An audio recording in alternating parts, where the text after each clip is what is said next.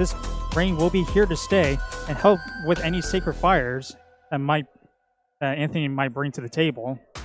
We have it up on screen now, our two players preparing for their round one. You can see, as you were mentioning, we've got a little bit of a rain team on one hand with that Landers of Nussear Storm. It sure does. We've got the electric types, we've got that rain setter, we've got that Nussear Storm that increases its accuracy to 100% or unmissable in rain. We've got that Amoonguss, that Zamazenta that are really going to appreciate the reduction in fire load. Now, Anthony's team, the more I look at it, it just makes you think this man must really love Johto. He's got the legendary dogs in one way or another. He also has a Fluttermane on his team. Absolutely. With that, he's got the, like you were saying, he's got the full Ancient Beast tree. He's got that Raikou, he's got that Entei, he's got that Walking Wake. It's going to be interesting to see. You would not expect that Walking Wake to fit super well with the rest because it's got that, it's leftovers substitute Walking Wake. Very interesting. I don't know if I've ever seen a bulky or defensive Walking Wake before. I can't say I have either. Most of the Walking Wakes I've ever come across in my days are usually the choice specs, and then they just go for as much damage as they can, especially with their partners like Koraidon or just a Sunsetter in general. So we'll have to see what can possibly a Walking Wake do for Anthony in this battle if he chooses to bring it. Absolutely, and another thing to note is that Hydro Steam, while we were talking about the fire moves from Entei being weakened by the rain, Walking Wake's Hydro Steam is going to be boosted by that rain. That's the interesting thing about Hydro Steam, is that regardless of sun or rain, it can do extra damage into your opponents. And we can see here we have on screen Matthew's team. You can take a look. We've got that Assault Vest Raging Ball, which is going to do a very good job of taking a lot of hits from any special attackers from that Fluttermane and that Walking Wake, so it does have a type disadvantage against them.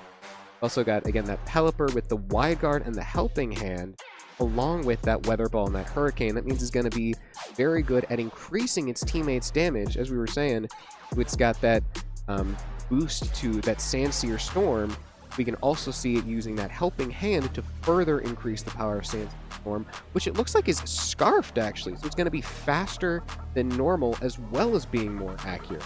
That's going to be very tricky because I believe... Oh, okay. It seems like Anthony's Zamazenta also has Wide Guard, and Matthew's Pelipper has Wide Guard, and his Zamazenta has Wide Guard. So it's going to be very tricky for any spread attacks coming from Anthony's side, which would be his Fluttermane with the Icy Wind, which would be very good speed control, as Matthew does not have any speed control on his side except for his Voice Scarf boosted Landorus. But I don't know if that's going to be able to outspeed the Fluttermane. Depends on what kind of booster energy boosted Fluttermane gets. Absolutely. What's going to be really interesting in this matchup is to see how both players play their Zamazenta.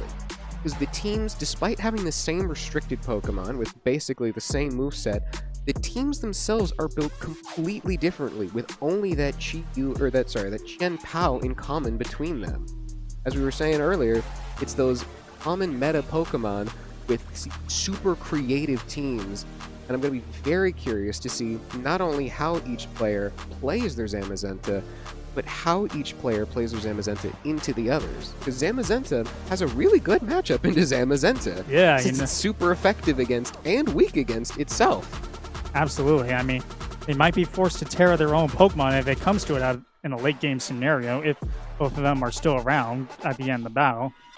As we were noting, both players have Pokemon that are super effective against the other player's Zamazenta's Terra. We've got that Raging Bolt's Draco Meteor for the Terra Dragon Zamazenta, which will absolutely annihilate it.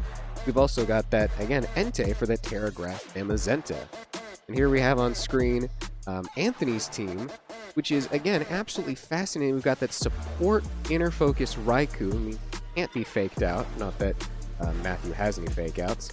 And we've got the Sacred Sword on Chien-Pao, which is going to, again, help against that Zamazenta a good bit. And I didn't know until a few weeks ago. Apparently the Sacred Sword, it can actually just slice through the Zamazenta regardless of any defense boosts that the Zamazenta may have, which will no doubt do a little bit extra damage and make sure that it can keep that Zamazenta possibly in check if it comes to that late game scenario. Absolutely. We can see again, we've got that substitute walking wake. You infected me with a mind virus. You keep saying absolutely at the beginning of every sentence, and now I've started doing the same thing. Because you started doing it. No. You did that first. Anyways, it's going to be very interesting to see how the Flutter Mane uses that booster energy. We can assume it's speed based on its support moves. That could be special attack. You never know. It does have taunts, which is pretty interesting to see. I mean, I know it's a bit rare to see taunts on a Flutter Mane. They will go for some kind of a status move, usually just one attack, Icy Wind, and then I've seen taunts, I've seen Thunder Wave, and even some that just say, you know what, forget all that. I'm just going to go for the Shadow Ball, get some extra coverage, especially against like a Shadow Rider. All right, so we can see Matthew has led off with that Scarf Landorus and that AV Raging Bolt, while Anthony is leading off with that bulky defensive Walking Wake and that, as we were saying, booster speed Flutter Mane. Now, I don't know if this Flutter Mane finds it necessary to go for the Icy Wind right now, but at the very least, it can go for a Moonblast, possibly, into the Raging Bolt, get some extra damage, possibly maybe follow it up with a Dragon Pulse from the Walking Wave. But Absolutely. As you were saying, yeah, that Flutter Mane is going to be faster, so it's going to be able to choose its targets, and it seems like he's going to switch that Landorus straight out into Zamazenta, removing its weaknesses, or that slot's weaknesses, to Walking Wake's Hydro Steam and to the Moonblast. Seems like we are going for a Terastallization already into the Raging Bolt. It will be Terra Electric, remove any weaknesses it had while it was being a Dragon type, which will be very helpful potentially from any oncoming Moonblast. A Protect from the Flutter Mane.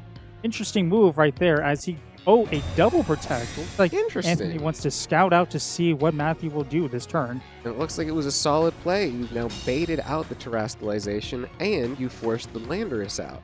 The question is, how is Anthony going to play from here? What exactly does he want to do to get this ball rolling now that he's got a little bit of momentum, now that he's got his stronger Pokemon with good matchups in and he doesn't have any particular weaknesses? The question is, how is he going to handle his opponent's team?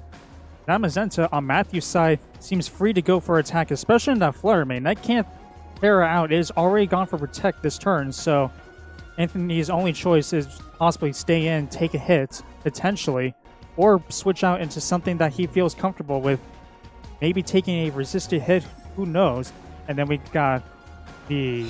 Oh, and we've got a Moonblast going straight into the Zamazenta. Did some decent damage, but the Heavy Slam will just take out the Flutter Mane immediately right there. Yeah, that's a devastating attack. A little bit of damage. Maybe it was a failed read, or maybe it was just trying to get some extra damage on that Zamazenta, because with the Hydro Steam, it's going to put that Zamazenta below half. It's going to make it much easier for the rest of Anthony's team to clean it up. Ooh, a critical hit from the Raging Bolt with the Terra boosted electric Volt Switch into the Walking Wake, doing almost 80% of its HP, pivoting straight into the Landorus.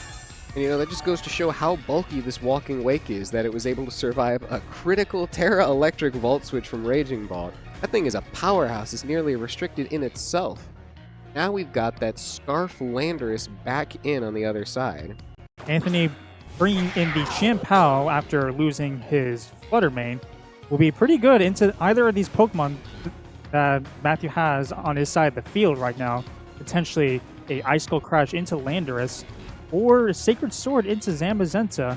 Matthew has already used his Terastallization on the Raging Bolt, so he cannot make any adjustments on that end right now.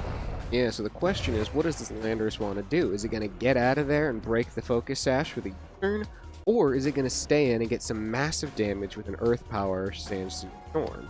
Seems to me like Matthew is ready to go for a potential U-turn into the Walking Wake, do just some damage, pivot out again, and maybe possibly get a knockout. And no, it did not do enough.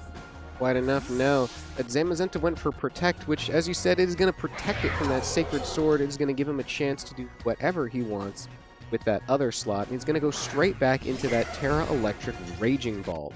You're going to see it take a Hydro Steam, which is neutral thanks to the Terra, but excuse me. still does very little damage overall. Yeah, that Assault Vest is not doing a lot, helping the Raging Bull out a lot. Did not take a lot of damage that past turn. That Raging Bull is pretty free to go for any attack, while it does not. All of its dragon weaknesses are removed right now. Absolutely, and crucially, its ice weaknesses.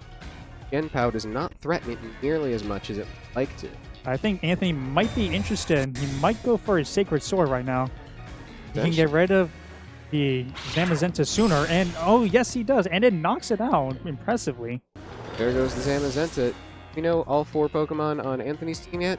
I do not believe so. We have not seen if he has brought his Zamazenta yet, but oof, that Terra Electric boosted Volt Switch is just doing so much damage, especially into that. Yeah, it's going to do more than just break the sash. It's going to bring that thing down to the red, deep in it too. But we still have Walking Wake, who I do not believe has attacked. No, it has attacked. That's correct. It went for the Protect this turn. Getting some leftovers back, try to do what it can to stay around a little bit longer in this battle, but I don't know how much more it can do.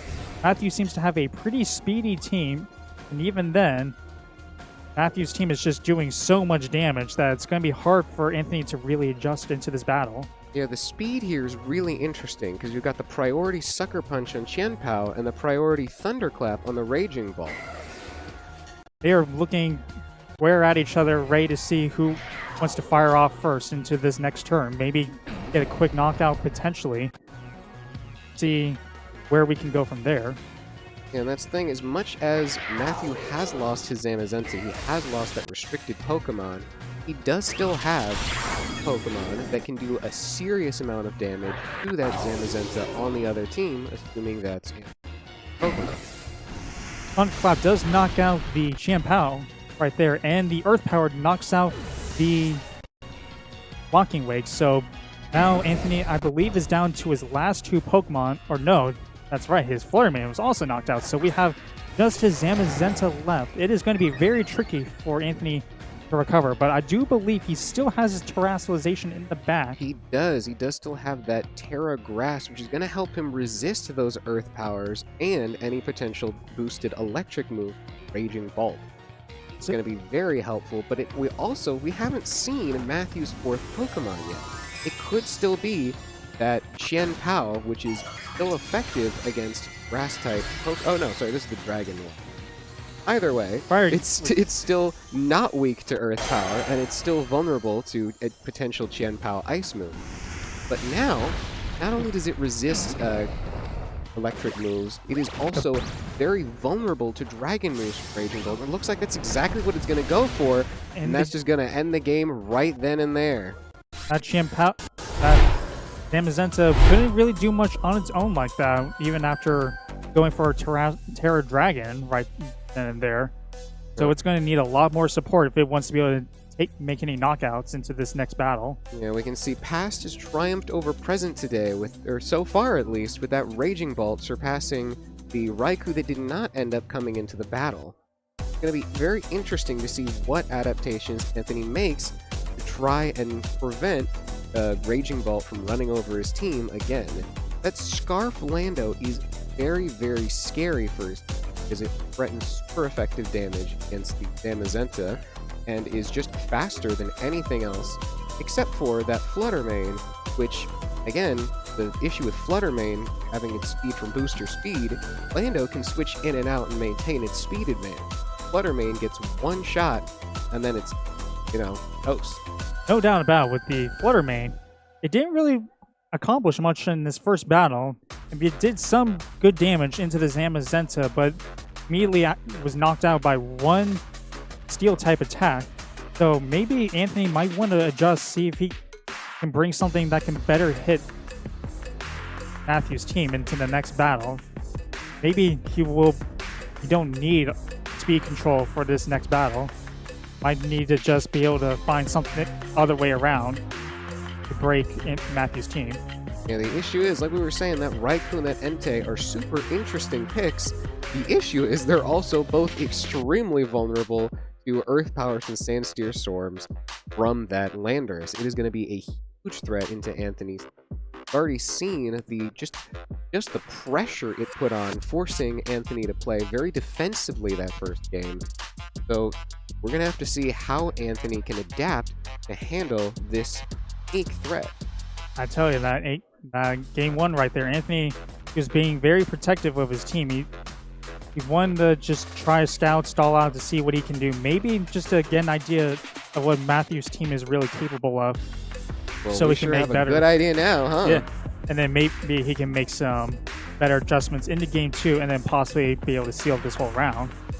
So as I was saying at the beginning, Raging Bolt is basically restricted itself. It ended up getting more KOs and threatening more damage than Zamazenta did. All right, game two. We have a different leads right now. We have the Landers and Amoonguss versus the Chien-Pao and Zamazenta. Interesting. I'm curious what exactly Anthony wants to do with this, because it does do a little bit better into that Landorus, because it can't click Sandsteer Storm anymore. But Anthony can't really threaten the Landorus because Amoonguss's Rage Powder would completely protect it. Exactly. Amoonguss could possibly go for a Terror right now, which would make it much harder for this Chien-Pao to be able to do damage into the... Oh, I lost. Fine, use your Mind Palace. There we go. See, I can see it right now with my eyes closed. We can see the Amoonguss and the Landers are still on the field. The Amoonguss, we're going to see it might go for a Spore to try and neutralize one of the big threats on the enemy team. It might go for that Rage Powder to protect its teammate Landorus. We're just going to have to see. Chien-Pao is probably Anthony's real hope to being able to knock out this Landorus. And with Amoonguss on the field, it's going to be, oh, he is going for Protect. Well, if the Landorus went for a U-turn, that is a great play. He's just going for the double protect, the same move he made in game one, no doubt. Absolutely. Now, this is still very useful. We can see we now scouted out what the Landorus is going for. It is now choice locked into U-turn. Has to go for that. And we can see the Amoonguss did go for the Spore this turn into the Zamazenta, trying to neutralize that threat for 1 to 3 turns. Exactly. This Zamazenta on Anthony's side is not Terra Grass, unlike Matthews. So he is free to Spore into whatever target he wants to. He's going to terrestrialize his... Matthew's going to terrestrialize his Amoonguss into the Terra Water because he knows he can take hits from either of those two opposing Pokemon on Anthony's side of the field and be able to do whatever status moves he wants between Rage Powder or the Spore. Absolutely. Now, an interesting thing to note is that this does make Amoonguss a little bit more vulnerable to those Sword of Ruin body presses from Zamazenta. I don't know if it's enough to KO it in one hit, but it certainly does make it considerably more vulnerable. All right, so we see that Matthew was able to pull off a U-turn. Looks like it was into the Chien-Pao. He is going to switch into his own Zamazenta right now. That's certainly a good way to resist Ice-type moves. Get that Donka Shield boost, and the Chien-Pao goes straight for an Ice Spinner into the Amoonguss. No doubt a good prediction on Matthew's end. Going to do very little damage. Ooh, and the Behemoth Bash is just not doing damage to this Amoonguss. And now here comes the Spore. Anthony's in a really tight spot right now, while Matthew seems to have all the momentum in this battle. Absolutely. It looks like that Zamazenta took more damage from the Rocky Helmet than the Terra Water Amoonguss did from Behemoth Bash. But now we get to see, now the Zamazenta still needs to deal with that Chien-Pao, but because Amoonguss can just go for Rage Powder and force a resisted Ice Spinner or a non-stab Sacred Sword from the Chien-Pao, we get to see what exactly it wants to do. Or the Zamazenta could just go for a super effective body press, again, Sword of Ruin boosted, into that enemy Zamazenta. I guess at this rate, because we see Anthony is in a lot of trouble right now. He's got his Chien-Pao at less than half HP, and he goes for a Sacred Sword into the Zamazenta, doing as much damage as he can, while this Matthews, oh my goodness, it just knocks him out.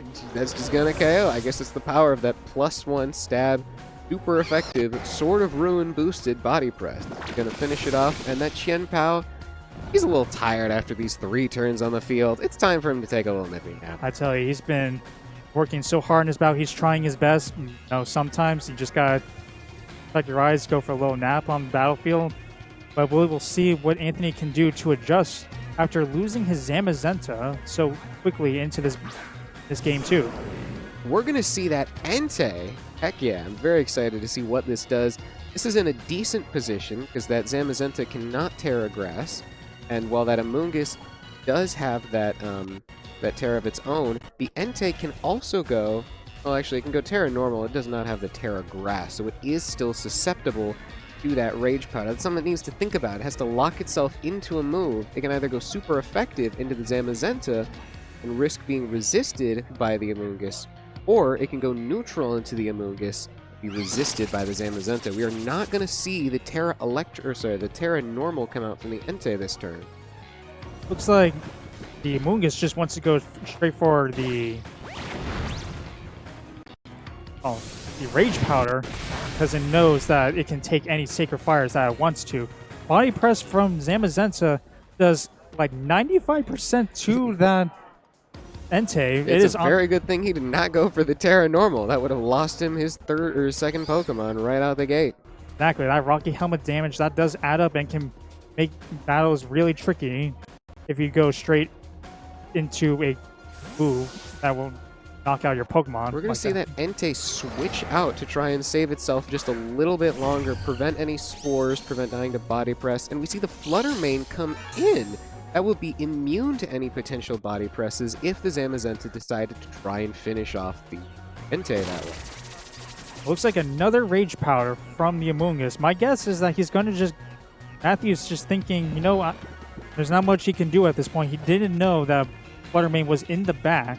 So Body Press is not going to do any damage this turn, but Flutter Mane, what's faster than the Zamazenta, is ready to dish out any extra damage it can do, possibly to knock out either of Matthew's Pokemon from the stage. Another important thing to note is that Flutter Mane does have Taunt, so it can prevent future spores from Amoonguss. But that Amoonguss is just going to switch straight out into that devastating Raging Bolt.